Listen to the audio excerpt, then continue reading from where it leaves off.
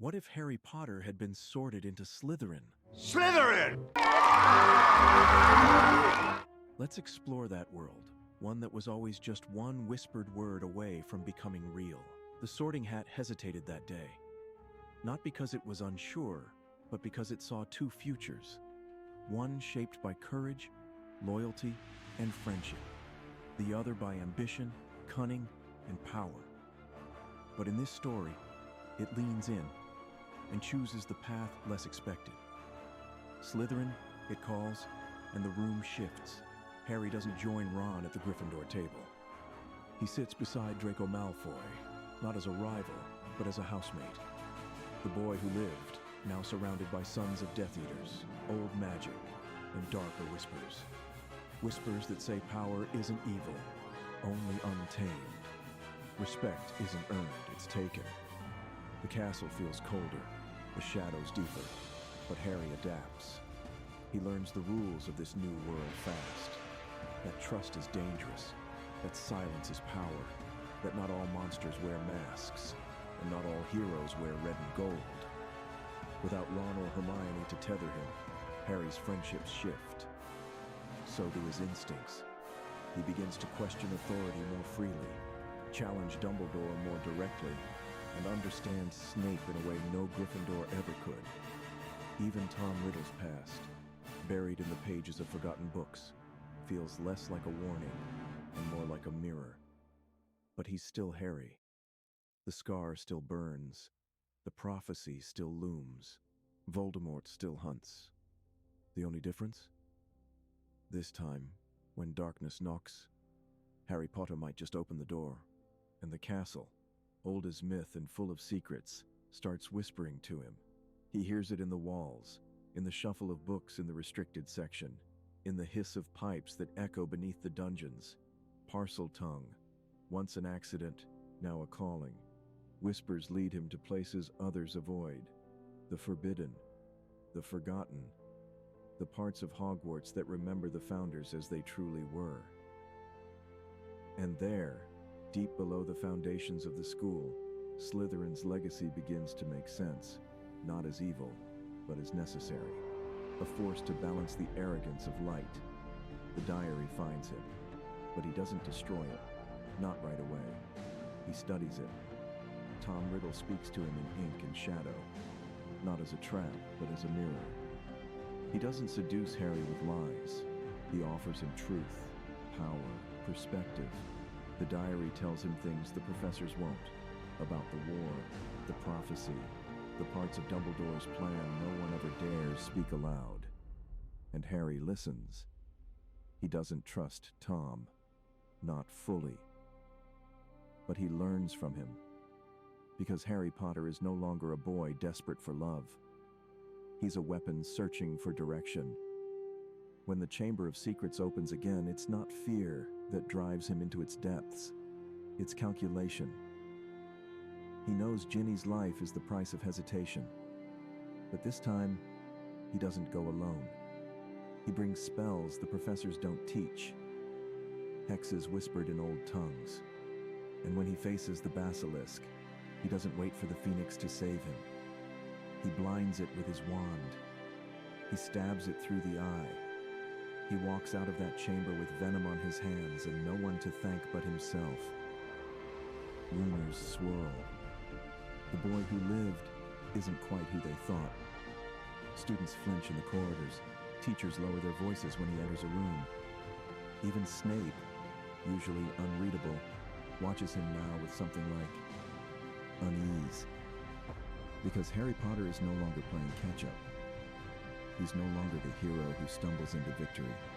He's choosing his path now. One lined with strategy, silence, and just enough fear to make people think twice before crossing him.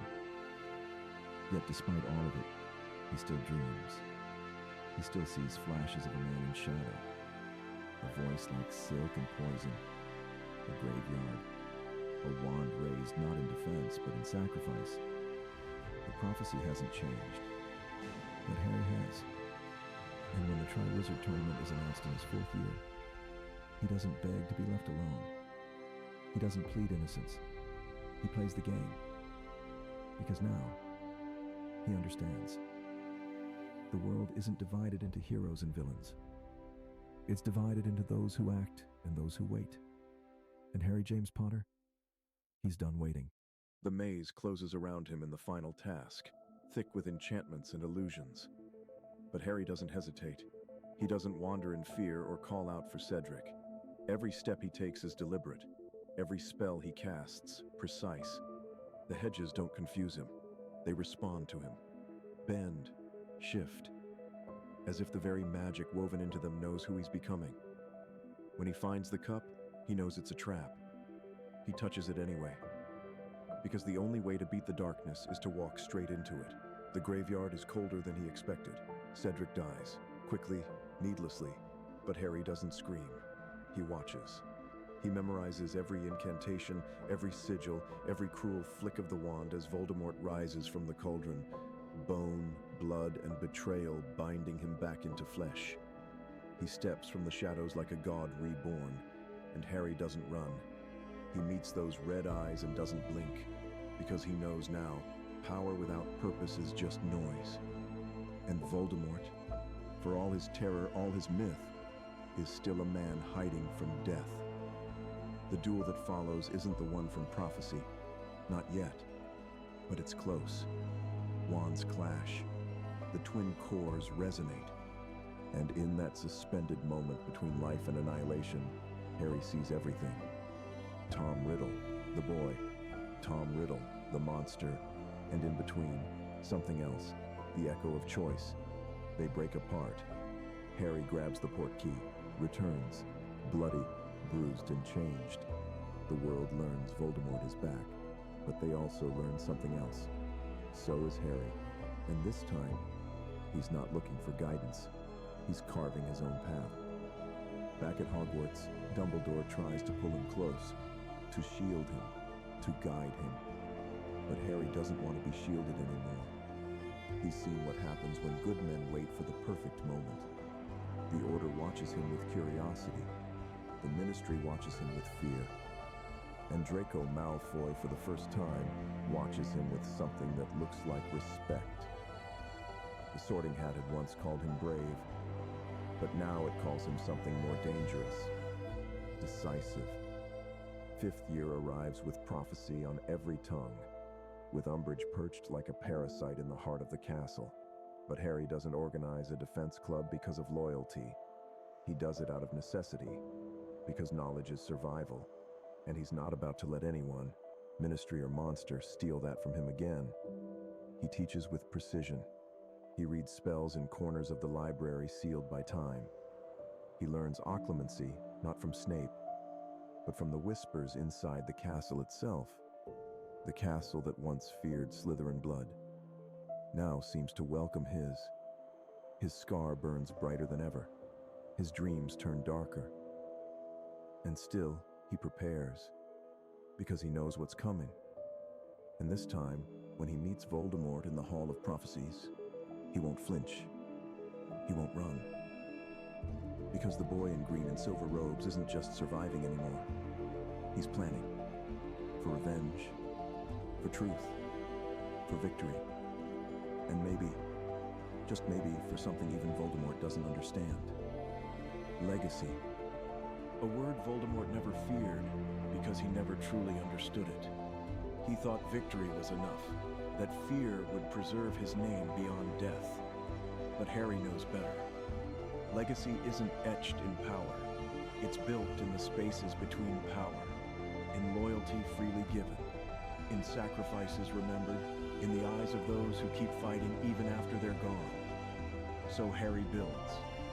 Not a rebellion, not a club, a movement. One that lives in whispered passwords passed between Slytherin and Ravenclaw corridors. One that hides inside enchanted journals, behind portraits that now speak his name with a cautious kind of awe. Even in the dungeons, they start to say it. Not as a warning, but as a promise. Potter has a plan.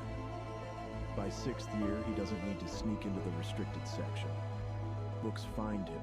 Rooms open for him. Even the room of requirement shifts its shape to match his thoughts before he voices them. Because Hogwarts remembers, and Hogwarts chooses. While others chase Horcruxes, Harry studies them. He doesn't just seek to destroy them, he wants to understand them. Because you can't defeat something you don't fully grasp. That's what Tom never learned. Knowledge isn't weakness, it's the sharpest blade of all. He spends nights alone in the astronomy tower, watching the stars like they might answer. He spends days sparring with anyone brave enough to challenge him. Neville, now surer with every step. Luna, whose spells sing with unpredictable beauty. And even Draco, who no longer throws curses, but questions. By now, even Snape watches him with unease. Because the boy who once reminded him of James Potter now reminds him of someone far more dangerous. Himself. The world outside burns brighter. The Ministry falls. Diagon Alley shutters its windows. The dark mark hangs longer in the skies. And Harry? Harry waits. Because when the storm finally breaks, and it always does, he won't be caught unprepared. He'll be the eye of it. He writes his own prophecy now, not on scrolls, but in choices, in alliances, in how he carries the weight of a war not just meant for him, but for everyone. He's not Dumbledore's man. He's not Voldemort's opposite. He's something else, something new. And as the final year approaches, even the castle seems to hold its breath. Because when the war truly begins, and the battle for Hogwarts is no longer a chapter in a dusty book, but the final stand of a generation, the boy who lived will strike first. It rolls from Harry's tongue like a spell cast without a wand, measured, controlled, and final. No more waiting, no more warnings. The board is set, and every piece, every friend, every enemy, every reluctant ally has moved into place. Hogwarts doesn't sleep that night. It listens. The wards crackle with silent tension. The portraits glance nervously between frames. The castle itself seems to breathe slower, as if bracing for the pain to come. Harry stands beneath the clock tower as dawn creeps over the hills. He wears no robes of glory, no armor of the old world, just a dark cloak, light enough to move, heavy enough to remind him of what's at stake. Beside him, Neville, no longer timid, wand clenched with steady fire. Luna, serene but fierce, her spells dancing like starlight. Draco, bitterly loyal now, because loyalty isn't always about love. It's sometimes about choosing the right side when the cost is highest. And Snape, not quite ally, not quite enemy. Watching. Always watching. Because even he doesn't know how this ends. Across the Forbidden Forest, the trees begin to shift. They're coming. Death Eaters, giants, creatures that once only lived in bedtime warnings and now walk in daylight with teeth bared. And above them all, guiding the darkness, Voldemort, no longer hidden, no longer waiting. He had tried to lure Harry before. Now he means to crush him. But this isn't the boy who survived. This is the boy who adapted. The boy who learned from Slytherin how to think, to anticipate, to strike. Hogwarts doesn't fall in silence. It screams. From Gryffindor Tower, flames erupt like dragonfire. From the greenhouses, explosive vines wrap around charging beasts. From the dungeons, enchanted steel forged in secrecy floods into the courtyards. Harry's army isn't large, but it is prepared. Every corridor is a trap, every staircase a blade. Every student who once doubted him now fights for him, because fear can turn to courage when it has no place left to hide. Spells light the sky in brilliant color, red for rage, green for death, silver for defiance. The air smells of ash and destiny, and through it all, Harry moves like a storm given form. He doesn't charge blindly, he maneuvers. He doesn't scream, he commands. He finds the gaps, exploits the weakness, breaks their rhythm. Because this war isn't about power anymore. It's about control. He knows Voldemort is watching. He can feel the connection, the weight of the prophecy humming in his blood. But this time, Harry's mind is shielded, not by occlumency alone, but by conviction. He no longer fears the darkness. He's turned it into a weapon. The battle rages through the night. In the courtyard, Hagrid falls, roaring as giants trample walls. In the astronomy tower, Luna weeps silently beside a fallen friend, her wand never faltering. In the Great Hall, the Sorting Hat burns, its last song unsung, while first years shelter behind shattered tables, whispering stories of a snake who became a lion. And Harry? He walks through fire and fury, not untouched, but undaunted. This is the moment. The prophecy draws near, and as Voldemort finally steps through the ruined arch of the castle gates, the earth seems to stop spinning. It's not fate that brought them here, it's choice. Harry's hand tightens on his wand. His allies form a line behind him. This is no longer about who lives and who dies.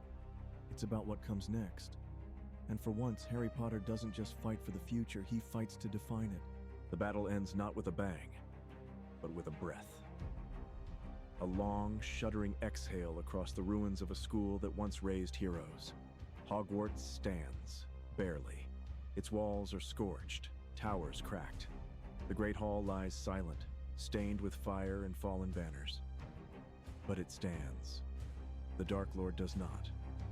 Voldemort lies still, not shattered by a killing curse, not undone by prophecy, but defeated by something older, deeper. Choice. The It wasn't Harry's power that ended him.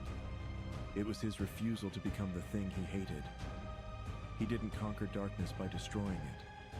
He conquered it by understanding it, and choosing not to be it. In the stillness that follows, Harry doesn't celebrate. He buries the dead. He tends the wounded.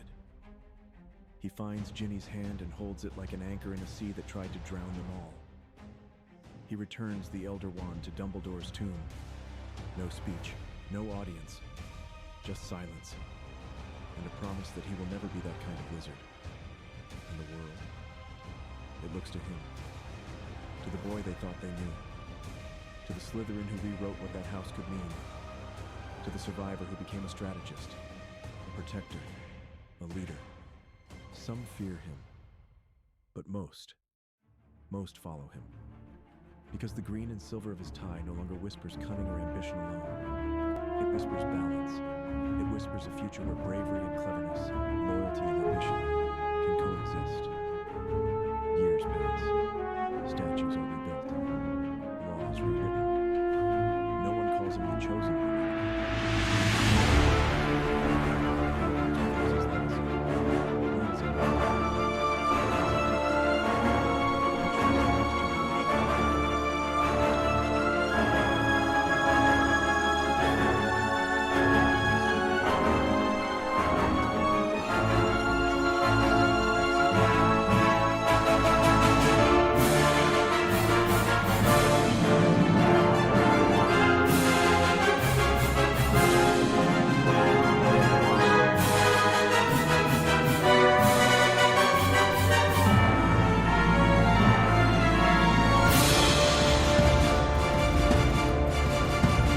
Magic of all. Not wands, not bloodlines, not ancient spells, but the freedom to choose who you are. Even if, especially if, the world never expected it from you. If this journey moved you, even just for a moment, consider subscribing to PopcornVerse. We explore the worlds you love, the questions no one dares to ask, and the stories hidden between the lines. Now tell us in the comments, what would you have done if Harry had been a Slytherin? We read every theory, every take, every wild possibility. Until next time, stay curious, and always remember, it's not where you're sorted, it's what you choose to be.